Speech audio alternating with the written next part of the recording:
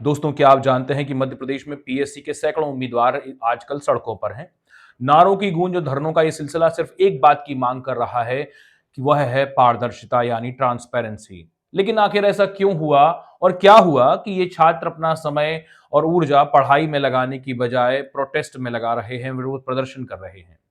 विकास के तमाम वादों के पार जो सवाल खड़े नजर आते हैं उनमें सबसे बड़ा है रोजगार।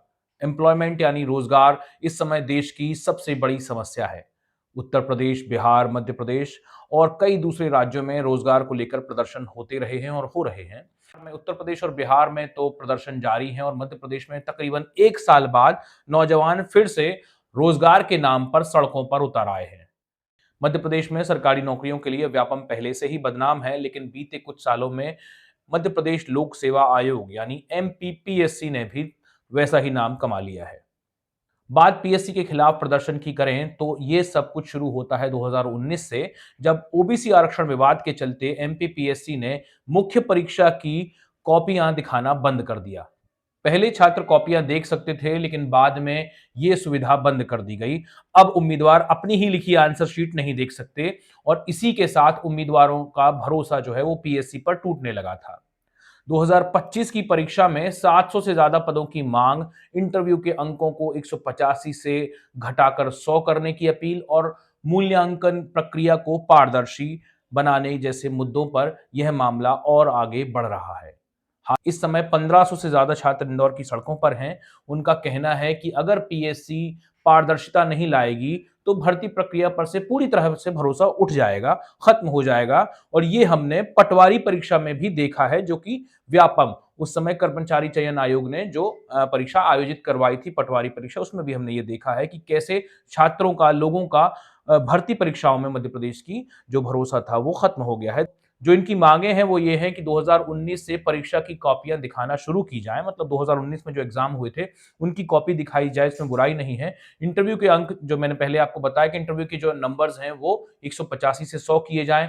परीक्षा में कम से कम 700 पद होने सुनिश्चित किए जाएं, तकरीबन इतने पद तो हों ही। और छत्तीसगढ़ पीएससी का मॉडल लागू किया जाए ताकि प्रक्रिया जो है वो ट्रांसपेरेंट बन सके, वही पुरानी मांग है इनकी। लॉटरी सिस्टम से इंटरव्यू पैनल के को सिलेक्ट करना चाह रहे हैं ये, और इस पूरे इंटरव्यू की जो है वो वीडियोग्राफी भी जरूरी तौर पर करवाने की मांग है। लेकिन ये मांगे बहुत बड़ी नहीं है। ऐसे में आप सोच रहे होंगे कि पीएससी ऐसा क्यों नहीं कर रहा। पीएससी का कहना है कि ओबीसी आरक्षण विवाद कोर्ट में चल रहा है, लंबित है, और 87-13 के फॉर्मूले के तहत ही रिजल्ट जारी किया जा सकता है। इसके अलावा इंटरव्यू के अंकों को घटाना या अन्य सुधार करना या दूसरे उसमें जो भी सुधार करना है, ये कोर्ट के आदेश के बिना ही बिना करना संभव नहीं होगा, उसके बिना नहीं किया जा सकता। लेकिन छात्रों का मानना है कि यह सिर्फ बहाना है और पीएससी जो है वो ट्रांसपेरेंसी लाने से बच रही है ताकि उसकी कोई पोल पट्टी ना खुल जाए। यह आंदोलन कितना गंभीर है इसका अंदाजा आप इसी बात से लगा सकते हैं कि जो छात्र हैं वो पीएससी कार्यालय का घेराव कर रहे हैं, रात भर से वहां बैठे हुए हैं।